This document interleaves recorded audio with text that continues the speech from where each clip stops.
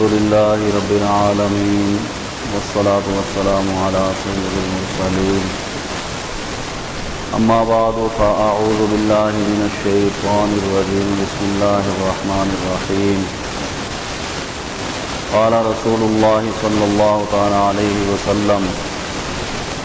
إن من أخياركم أحسنكم خلقا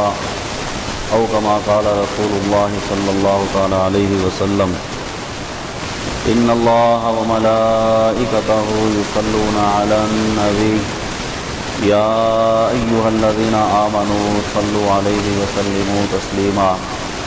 اللهم صل على سيدنا ومولانا محمد وعلى آل سيدنا ومولانا محمد وبارك وسلم صلاة وسلام عليك يا سيدي يا رسول الله وعلى آلك وأصحابك يا سيدي يا حبيب الله. محبوب پاک صاحب الاولاد صلی اللہ تعالی علیہ وسلم کا فرمان عالی شان بخاری شریف کی دوسری جلد کتاب الآداب سے میں نے تلاوت کیا. اس کے الفاظ بہت مختصر ہیں لیکن مفہوم نہایت ہی جامع اور محبوب کریم صلی اللہ تعالی علیہ وسلم کی ایک ایسی صفت کی طرف ان الفاظ میں اشارہ کیا گیا جس سے رحمت کونین صلی اللہ تعالی علیہ وسلم متصف ہیں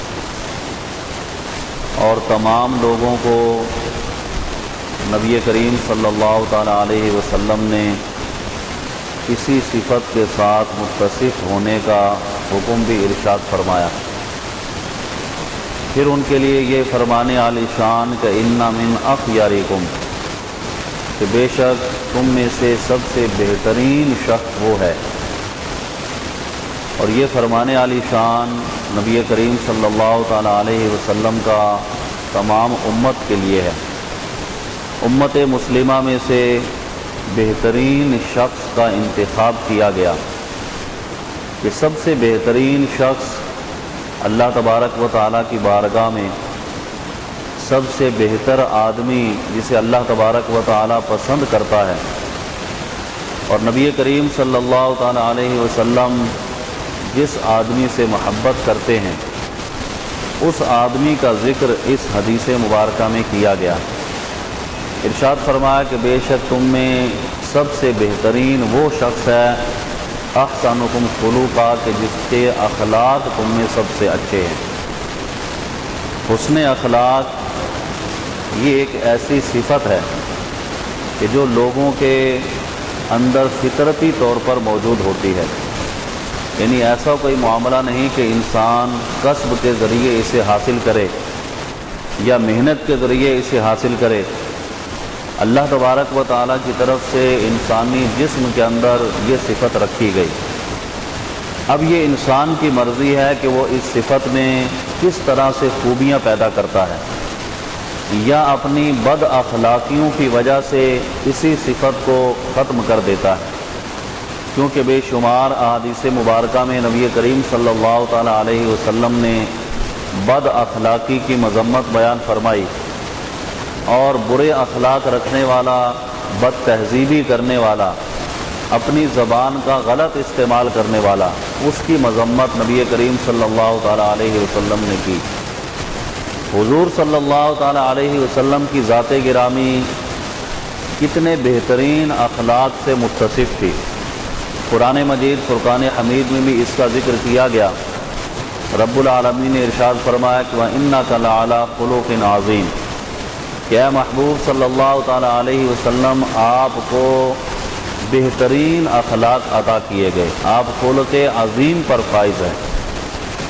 یہ فرمانے عالی شان کس وجہ سے اللہ تبارک و تعالی نے نبی کریم صلی اللہ تعالی علیہ وسلم پر اتارا اور سرکار کے اخلاق کی کس بنا پر تعریف فرمائی؟ جب مشرکین مکہ، منافقین، ان لوگوں نے نبی کریم صلی اللہ تعالی علیہ وسلم پر معاذ اللہ مجنون ہونے کا الزام لگایا اور یہ کہنے لگے یا ایھا الذی نزل علیہ الذکر انک لمجنون، کہ اے وہ شخص جو یہ کہتا ہے کہ مجھ پر قرآن نازل کیا گیا، بے شک تم مجنون ہو۔ نبی کریم صلی اللہ تعالی علیہ وسلم نے اس کا جواب نہیں دیا، اس لیے کہ محبوب پاک صاحب الاولاق صلی اللہ تعالی علیہ وسلم اپنے ذاتی دشمنوں کو بھی معاف فرما دیا کرتے تھے۔ سرکار دو عالم علیہ الصلوۃ والسلام کی ذات میں ایسی خوبیاں موجود تھیں کہ اگر نبی پاک صلی اللہ تعالی علیہ وسلم کی ذات پر کوئی طعن کرتا، سرکار اسے معاف فرما دیتے، لیکن بعض اوقات رب العالمین نے انہی طعنوں کا جواب قرآن میں ارشاد فرمایا۔ جب محبوب پاک صاحب الاولاق صلی اللہ تعالی علیہ وسلم پر یہ طعن لگا کہ آپ مجنون ہو، اللہ تبارک و تعالی نے نبی کریم صلی اللہ تعالی علیہ وسلم کی شان میں قرآن کی آیات بیان کی۔ نون والقلم وما یسطرون ما انت بنعمت ربک بمجنون، پہلے تو قسم اٹھائی ان تحریروں کی جو لکھی جاتی ہیں، اور پھر یہ ارشاد فرمایا کہ ما انت بنعمت ربک بمجنون، کہ اے محبوب آپ اپنے رب کی نعمت کے سبب سے مجنون نہیں ہیں۔ وَإِنَّ لَكَ لَأَجْرًا غَيْرَ مَمْنُونٍ، پھر اس کی دلیل بھی بیان فرما دی، وہ اس بنا پر کہ آپ کا تو اجر و ثواب ایسا ہے جو کبھی ختم ہی ہونے والا نہیں، کہ دیگر لوگوں کا اجر و ثواب جب وہ اس دنیا سے چلے جاتے ہیں ان کے اعمال منقطع ہو جاتے ہیں، تو بجز اس کے کہ کوئی انہیں ایصال ثواب کرے ان کے اعمال کا سلسلہ منقطع ہو جاتا ہے۔ لیکن اے محبوب آپ کی شان یہ ہے کہ آپ کی ہر آنے والی گھڑی پچھلی گھڑی سے بہتر اور افضل ہے، اور ہر گھڑی میں اللہ تبارک و تعالی آپ کے اجر و ثواب کو بڑھاتا ہی چلا جا رہا ہے۔ اور پھر یہ آیات بیان کرنے کے بعد ارشاد فرمایا کہ وَإِنَّكَ لَعَلَىٰ خُلُقٍ عَظِيمٍ، کہ آپ خلق عظیم پر فائز ہیں۔ اللہ تبارک و تعالی نے آپ کو ایسے اخلاق عطا فرمائے کہ کائنات کے اندر کسی شخص کے اندر وہ صفات نہیں رکھی گئی۔ تو محبوب پاک صاحب الاولاق صلی اللہ تعالی علیہ وسلم کے اخلاق حسنہ حضور صلی اللہ تعالی علیہ وسلم کے سامنے صحابہ کرام علیہم رضوان نے جو حضور صلی اللہ تعالی علیہ وسلم کے یہ اوصاف دیکھے، سرکار دو عالم علیہ الصلوۃ والسلام سے نسبت رکھنے والے افراد نے نبی کریم صلی اللہ تعالی علیہ وسلم کے یہ اخلاق جو دیکھے، تو احادیث کی کتابوں کے اندر پورے باب موجود ہیں جن میں محبوب پاک صاحب الاولاق صلی اللہ تعالی علیہ وسلم کے اخلاق حسنہ کے بارے میں صحابہ کرام علیہ رضوان کی گواہیاں موجود ہیں، ازواج مطہرات کی گواہیاں موجود ہیں، حضور صلی اللہ تعالی علیہ وسلم کے خادموں کی گواہیاں موجود ہیں۔ غرض یہ کہ جس شخص نے بھی نبی کریم صلی اللہ تعالی علیہ وسلم کی صحبت اختیار کی، اس نے یہ گواہی دی کہ سرکار سے بڑھ کر کسی کے اخلاق نہیں تھے۔ تو اللہ کے محبوب صلی اللہ تعالی علیہ وسلم نے اپنی امت میں سے بہترین لوگوں کے بارے میں یہ ارشاد فرمایا کہ تم میں سے بھی بہترین وہ ہیں جو اپنے اخلاق اچھے رکھنے والے ہیں۔ اب میں نے عرض کیا کہ اخلاق یہ انسان کے اندر فطرتی طور پر ایک مادہ ہے، اب یہ کہ وہ اس کی جلا کے لیے، اس کی ترقی کے لیے کیا کوشش کرتا ہے، یہ انسان اپنے حالات پر جب غور کرتا ہے تو اس کے سامنے یہ چیزیں آتی ہیں۔ کیونکہ ہمارے سامنے نبی پاک صاحب الاولاق صلی اللہ تعالی علیہ وسلم کی ذات اقدس موجود ہے، جن کے متعلق ارشاد فرمایا کہ ان کی ذات میں تمہارے لیے بہترین نمونہ ہے۔ تو ہم سرکار کے اخلاق حسنہ کو اگر دیکھتے ہیں تو پھر ہمارے سامنے یہ چیز آتی ہے کہ ہمیں اپنے اخلاق کس طرح کے رکھنے چاہیے، اپنے گھر کے اندر بات کرنے کا انداز کیسا ہونا چاہیے، دوست و احباب کے اندر ملاقات اور بات کرنے کا انداز کیسا ہونا چاہیے، کسی افسر کے سامنے جائیں تو وہاں بات کرنے کا طریقہ کیا ہونا چاہیے۔ غرض یہ کہ ہر شعبے کے اندر انسان اپنے اخلاق کو سنوار کر بات کر سکتا ہے، اور جب اس نہج پر انسان پہنچتا ہے تو اللہ تبارک و تعالی اس آدمی کے لیے ترقی کے دروازوں کو کھول دیتا ہے کہ یہ اپنے اخلاق کو جب سنوارنے کی کوشش کرتا ہے، اللہ تبارک و تعالی بھی اس پر انعام و اکرامات کی بارشیں عطا فرما دیتا ہے۔ تو نبی پاک صاحب الاولاق صلی اللہ تعالی علیہ وسلم کے لیے ارشاد فرمائے گا کہ آپ خلق عظیم پر فائز ہیں۔ یہاں پر ایک بات تو یہ ذہن میں رہے کہ چونکہ اخلاق حسنہ یہ ایک انسان کی زندگی کو اس اعتبار سے اجاگر کرتے ہیں کہ معاشرے میں اس کا بہترین مقام نظر آتا ہے۔ تو اس کا مطلب یہ نہیں کہ سرکار دو عالم علیہ الصلوۃ والسلام کے اندر یہ جو صفت تھی، ان صفات کی بدولت نبی کریم صلی اللہ تعالیٰ علیہ وسلم کو کوئی مقام ملا، یا ان خوبیوں کی وجہ سے سرکار دو عالم علیہ الصلوۃ والسلام کی تعریف قرآن و حدیث میں کی گئی، بلکہ رب العالمین نے قرآن مجید فرقان حمید کے انہی جملوں پر اگر غور و فکر کیا جائے تو بات بالکل واضح فرما دی کہ اے محبوب صلی اللہ تعالیٰ علیہ وسلم، اللہ تبارک و تعالیٰ نے آپ کو خلق عظیم پر فائز کیا، انک لعلی خلق عظیم۔ ایک تو یہ کہ آپ کی ذات کے اندر اخلاق حسنہ ہیں، یعنی آپ اخلاق حسنہ رکھتے ہیں، آپ کے جسم کے اندر اخلاق حسنہ موجود ہیں، آپ کی ذات کے اندر اخلاق حسنہ موجود ہیں، ایسا کوئی لفظ قرآن مجید فرقان حمید کی آیت میں بیان نہیں کیا، بلکہ ارشاد فرمایا کہ لا علی خلق عظیم، اور علی یہ عربی زبان میں استعلاء یعنی بلندی کے لیے آتا ہے۔ جیسے ہم ایک محاورہ بول دیتے ہیں کہ زید علی السطح، زید چھت پر ہے، تو مقصد کیا کہ چھت زید کے نیچے ہے اور زید چھت کے اوپر کھڑا ہوا ہے،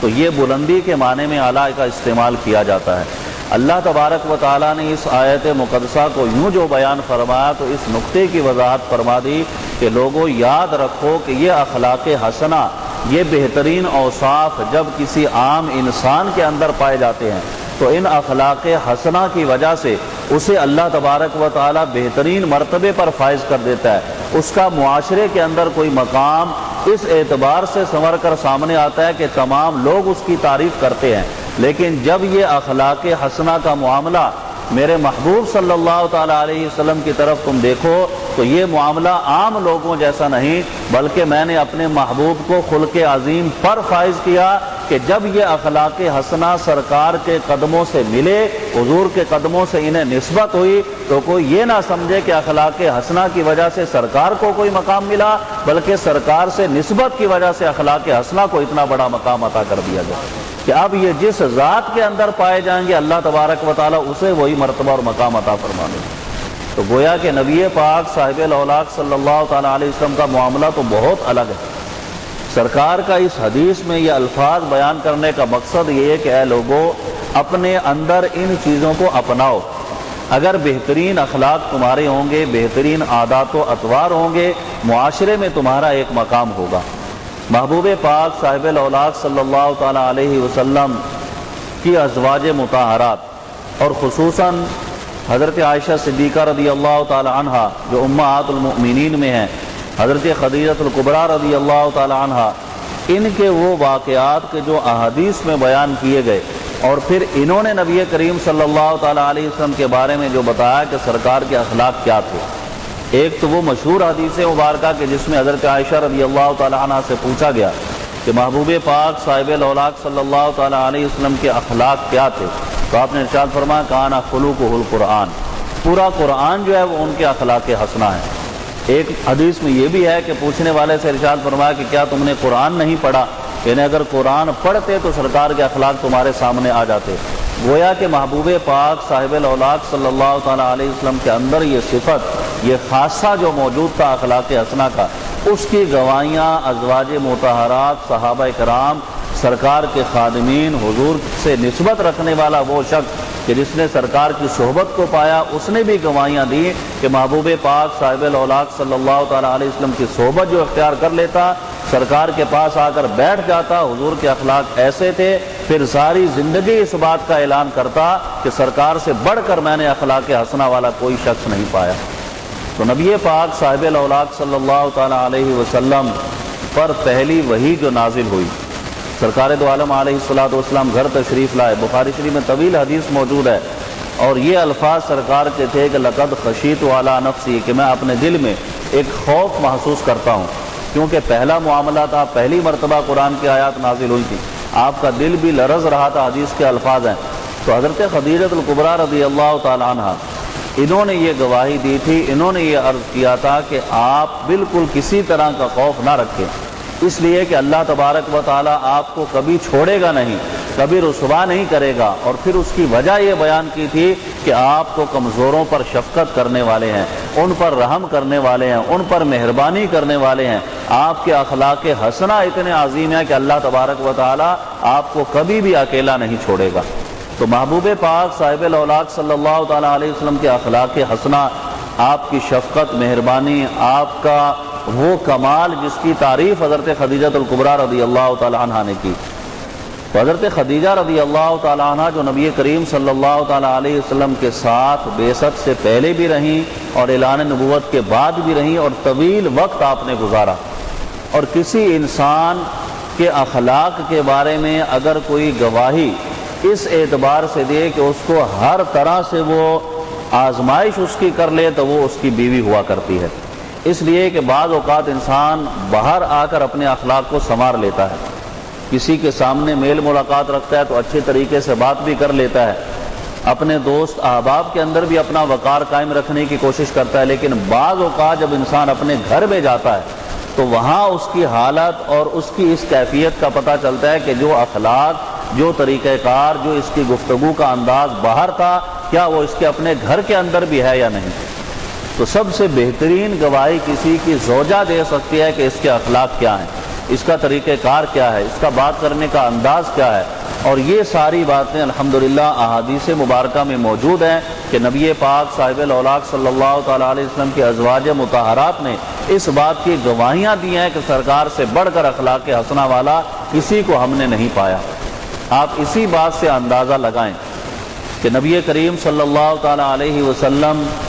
کی زوجیت میں 9 ازواج مطہرات بیک وقت رہیں. یہ سرکار صلی اللہ تعالیٰ علیہ وسلم کی خاصیت ہے کہ ایک عام امتی کو 4 نکاح کی اجازت ہے، لیکن سرکار کا یہ خاص ہے، سرکار کو اجازت دی گئی. تو 9 ازواج مطہرات اگر ہم اپنے معاشرے میں دیکھیں تو کسی کی 2 بیویاں اگر ہوں تو ان دونوں کو ساتھ لے کر چلنا، ایک طرح کا معاملہ رکھنا بہت ہی دشوار ہوتا ہے انسان پر. لیکن ازواج مطہرات کا کیا معاملہ تھا؟ پھر آپ دیکھیں اس وقت کے حالات اور کیفیات کو کہ بعض اوقات اس طرح کے فاقے ہوتے کہ کئی دنوں تک گھروں میں چولہا نہیں جلتا تھا، کھجور اور پانی پر گزارا تھا ازواج مطہرات کا. اور نبی پاک صلی اللہ تعالیٰ علیہ وسلم کی صحبت، آپ کی مجلس کو اختیار کیے ہوئے تھیں، آپ سے جو نسبت تھی اسے محبوب رکھتی تھی. تو یہ ازواج مطہرات نبی کریم صلی اللہ تعالیٰ علیہ وسلم کے ساتھ تھیں جب اللہ تبارک و تعالیٰ نے اس آیت مقدسہ کو نازل فرمایا کہ اے محبوب صلی اللہ تعالیٰ علیہ وسلم، آپ اپنی ازواج سے یہ فرمائیے، یا ایھا النبی قل لازواجک ان کنتن تردن الحیاۃ الدنیا وزینتہا فتعالین امتعکن واسرحکن سراحا جمیلا، کہ اگر یہ دنیا کی زندگی کا ارادہ رکھتی ہیں، دنیاوی ساز و سامان، دنیا کی خوشیاں، دنیا کے معاملات چاہتی ہیں، تو آپ ان سے یہ فرما دیجئے کہ میں تمہیں الگ کر دیتا ہوں، تم دنیا کا معاملہ اختیار کر لو. اور اگر یہ آخرت کو اپنانا چاہتی ہیں تو آخرت کا گھر ان کے لیے بہت بہتر ہے. محبوب پاک صاحب الاولاق صلی اللہ تعالیٰ علیہ وسلم سب سے پہلے حضرت عائشہ صدیقہ رضی اللہ تعالیٰ عنہا سے پوچھا تھا، اور سرکار نے انہیں اختیار دیا تھا. حضور نے ارشاد فرمایا کہ اے عائشہ، کسی بھی معاملے میں جلدی نہ کرنا. یہ آیت نازل ہوئی ہے اگر تم یہ چاہو کہ دنیا کی زندگی اختیار کرنی ہے، یہ زندگی تمہیں پسند نہیں ہے کہ جس میں اس طرح کی آزمائشیں ہیں، تو میں تمہیں الگ کر دیتا ہوں، دنیا کی زندگی کو اختیار کر لو. اور پھر حضور صلی اللہ تعالیٰ علیہ وسلم نے انہیں اختیار دیا. حضرت عائشہ صدیقہ رضی اللہ تعالیٰ عنہ کے الفاظ کیا تھے؟ محبوب کریم صلی اللہ تعالیٰ علیہ وسلم کی بارگاہ سے جب آپ نے یہ کلمات سنے تو لرز گئیں کہ سرکار یہ ارشاد فرما رہے ہیں کہ میں ان سے الگ ہو جاؤں. فوراً یہ کہا، آپ نے یہ مشورہ دیا تھا کہ آپ اپنے والد سے بھی مشورہ کر لینا، سیدنا صدیق اکبر رضی اللہ تعالیٰ عنہ سے پوچھ لینا کہ میرے لیے کیا بہتر ہے. لیکن قربان جائیں ان ازواج مطہرات کی حضور علیہ الصلوۃ والسلام کی معیت پر اور سرکار کے ان اخلاق حسنہ پر جو ان ازواج مطہرات کے ساتھ تھے. حضرت عائشہ کے یہ کلمات ہیں، افیک استشیر ابوی یا رسول اللہ صلی اللہ تعالیٰ علیہ وسلم، اے اللہ کے محبوب، کیا میں آپ کی ذات کے بارے میں اپنے باپ سے مشورہ کروں گی؟ ایسا کیسے ممکن ہو سکتا ہے کہ ایک تو آپ کی ذات میرے سامنے ہو اور کوئی اختیار اگر مجھے دیا بھی جائے تو میں اپنے باپ سے مشورہ کروں گی بھی تو کیوں کریں گی؟ یہ کہا کہ بل اختار اللہ و رسولہ، بلکہ میں نے اللہ اور اس کے رسول کو اختیار کر لیا. تو نبی پاک صاحب الاولاق صلی اللہ تعالیٰ علیہ وسلم نے پھر تمام ازواج مطہرات سے یہی پوچھا کہ تمہیں اس چیز کا اختیار دیا جاتا ہے. سب نے یہی کہا بل اختار اللہ و رسولہ، ہم اللہ اور اس کے رسول کو اختیار کرتی ہیں. اب کون سی ایسی چیز تھی کہ ان کے سامنے نہ تو کوئی ظاہری مطلب اس طرح کے معاملات تھے کہ عیش و عشرت کی زندگی گزار رہی ہوں، نہ اس طرح کے کوئی معاملات تھے کہ ظاہری سہولتیں ہوں، رہنے کے لیے بھی چھوٹا سا کمرہ تھا جس پر پردے لگے ہوئے تھے، بستر جو تھا وہ بھی چھال کا بنا ہوا تھا۔ تو غرض یہ کہ اس طرح کی آزمائش میں اپنی زندگی گزار رہی تھی، لیکن پھر بھی جب انہیں اختیار بھی دے دیا گیا، اور اگر یہ اس اختیار سے اس معاملے کو بھی پسند کر لیتی دنیا کے، تب بھی ان پر کوئی کسی طرح کا حرج نہیں تھا کہ خود اللہ نے انہیں اختیار دیا تھا۔ لیکن قربان جائیں سرکار دو عالم علیہ الصلوۃ والسلام کی معیت، آپ کی صحبت، آپ کے اخلاق حسنہ پر، کہ جب حضور نے یہ پوچھا تو سب کا یہی جواب تھا بل اختار اللہ و رسولہ، کہ ہم اللہ اور اس کے رسول کو اختیار کرتے ہیں، کہ ہمارے لیے دنیا کا یہ ساز و سامان کچھ بھی نہیں ہے، اگر کچھ ہے تو وہ آپ کے ساتھ جو ہماری نسبت ہے وہی ہمارا سب کچھ ہے۔ اسی طرح آپ دیکھیں دیگر مقامات پر صحابہ کرام علیہم رضوان کے معاملات، انہوں نے بھی نبی کریم صلی اللہ تعالیٰ علیہ وسلم کی صحبت، آپ کے ساتھ رہنے کو پسند کیا، حالانکہ کئی مقامات پر سرکار نے انہیں بھی اختیارات دیے۔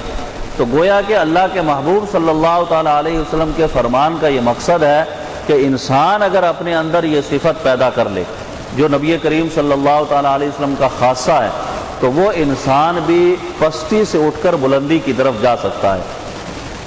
اس کے گفتگو کا انداز جو ہے وہ گھر میں بھی جیسا ہے ویسا ہی اس کا باہر ہونا چاہیے، جس طریقے سے اس کے اخلاق باہر ہیں ویسے اس کے گھر میں بھی ہونے چاہیے۔ اگر کوئی زبان کے اندر اس طرح کے معاملات ہیں جو کسی کو تکلیف یا اذیت پہنچاتے ہیں تو ان کو ختم کر کے اپنی زبان کو قابو میں کرے، کہ محدثین کرام ارشاد فرماتے ہیں کہ اگر غور کیا جائے تو یہ زبان سے بے شمار گناہ ہوتے ہیں، بلکہ فرمایا کہ 80 یا 90% گناہ کرنے میں زبان ہی استعمال ہوتی ہے۔ تو انسان اپنی زبان کو کنٹرول کرے گا، زبان کی احتیاط کرے گا اور اپنے اخلاق کو سنوارنے کی کوشش کرے گا۔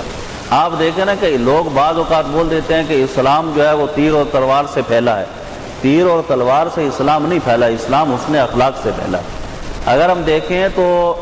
صحابہ کرام علیہم رضوان کے بعد کے ادوار دیکھیں یا حضور علیہ الصلوۃ والسلام کی معیت میں جب صحابہ کرام تھے، ان معاملات کو دیکھیں، بے شمار واقعات احادیث میں ملیں گے کہ سرکار کی بارگاہ میں کفار بھی آئے، مشرکین بھی آئے، منافقین بھی آئے، اور جب حضور کے اخلاق کو دیکھا تو انہوں نے کلمہ پڑھ لیا اور اسلام قبول کر لیا۔ بعد کے معاملات، یہ تلوار اور تیر کا جو معاملہ تھا یہ تو بوقت ضرورت اس چیز کی ضرورت تھی تو اللہ کا حکم تھا، اسے پورا کیا گیا۔ لیکن آپ دیکھیں کہ حضرت خواجہ غریب نواز رضی اللہ تعالیٰ نے کون سی تلوار اٹھائی ہے، لاکھوں افراد جو آپ کے ہاتھ پر جنہوں نے کلمہ پڑھا، اسلام قبول کیا۔ حضور سید غوث اعظم رضی اللہ تعالیٰ نے کون سی تلوار اٹھائی ہے؟ یہ ان کے اخلاق حسنہ تھے، ان کی صحبت کی برکتیں تھی کہ جو ان کے پاس آتا اخلاق دیکھ کر اور اسلام کے کردار کو دیکھ کر وہ اسلام قبول کر لیا کرتا تھا۔ تو وہ بوقت ضرورت جو ہے اس کا حکم دیا گیا کہ مجاہدین جو ہیں وہ کھڑے ہوں اور کافروں سے جہاد کریں، ورنہ وہاں پر بھی آپ جہاد کے اندر بھی دیکھیں تو بے شمار ایسے واقعات ہیں کہ جہاں ان صحابہ کرام کے حسن اخلاق کی بدولت سے کافروں نے اپنی تلواریں پھینک کر اسلام قبول کیا ہے، کہ ان مسلمانوں کے اخلاق ایسے ہیں۔ پھر آپ صحابہ کرام، تابعین، تبع تابعین، پورے ادوار کو دیکھتے چلے ہیں، اور آج تک بلکہ خود اپنی ذات کے اندر، اپنے اس معاشرے کے اندر بھی دیکھیں،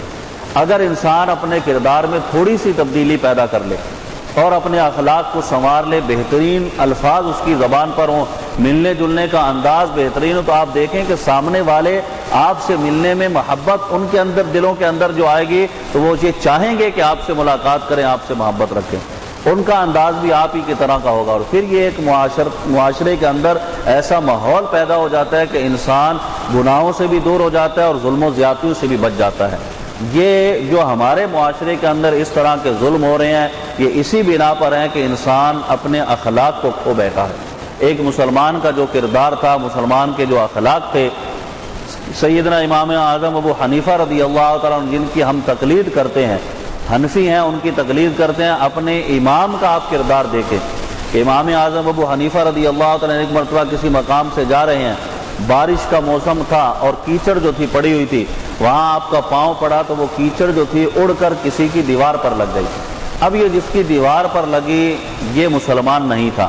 اور تھا بھی ان کا مقروض کہ امام اعظم کثرت سے لوگوں کو قرض بھی دیتے تھے، تجارت کیا کرتے تھے، مال اللہ تبارک و تعالیٰ نے وافر مقدار میں دیا تھا، لیکن اب ایک شخص کی دیوار خراب ہو گئی۔ اب اس دیوار کی خرابی پر وہیں امام اعظم پریشان کھڑے ہیں کہ میری وجہ سے اس کی دیوار خراب ہو گئی۔ اور اس کی دیوار سے اب اگر اس مٹی کو ہٹا دیتا ہوں تو ظاہر سی بات ہے کہ مٹی ہٹانے میں چونکہ کچی دیوار تھی اس کی دیوار کی مٹی بھی نیچے گرے گی، تو دونوں طرح سے آپ پریشانی اور تذبذب میں کھڑے ہیں کہ یہاں پر کیا کروں میں۔ اتنے میں وہی شخص باہر نکل کر دیکھتا ہے کہ امام اعظم کھڑے ہیں، وہ کچھ ہچکچایا بھی کہ شاید یہ قرض وصول کرنے آئے ہیں،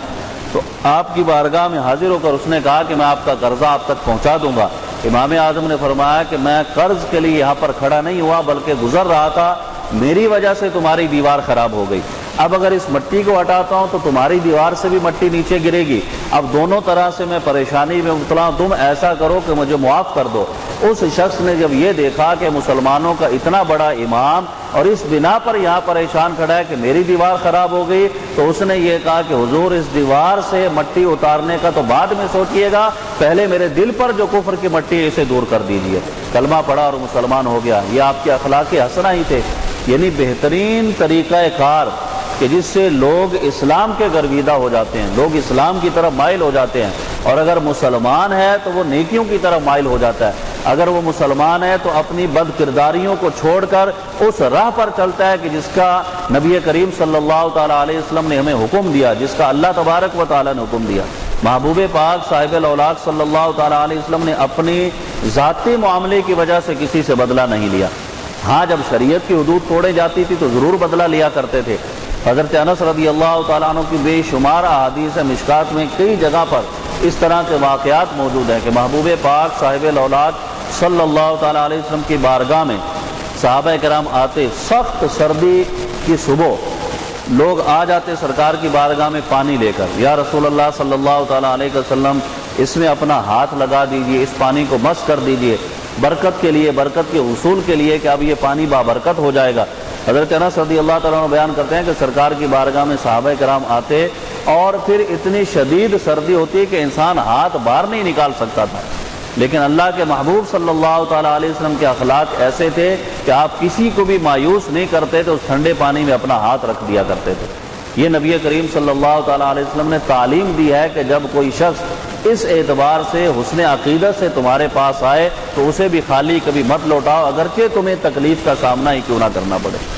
پھر نبی کریم صلی اللہ تعالیٰ علیہ وسلم نے کبھی کسی غلام کو ڈانٹا تک نہیں، کسی کو مارا تک نہیں۔ حضرت انس رضی اللہ تعالیٰ عنہ جو کم و بیش 10 برس حضور کی خدمت میں رہے، یہ خود بیان کرتے ہیں کہ نبی کریم صلی اللہ تعالیٰ علیہ وسلم نے مجھے کبھی کوئی کام کہا اور اس کام میں میں نے دیر کر دی یا میں نے نہیں کیا تو کبھی بھی نبی کریم صلی اللہ تعالیٰ علیہ وسلم نے مجھے ڈانٹا تک نہیں کہ تم نے یہ کام کیوں نہیں کیا۔ اور یہ تعلیم تھی کہ اس طریقے سے غلاموں کے ساتھ، اپنے شاگردوں کے ساتھ، اپنے معاشرے میں بہن بھائیوں کے ساتھ، اپنے رشتہ داروں کے ساتھ اگر تمہارا کردار ہوگا،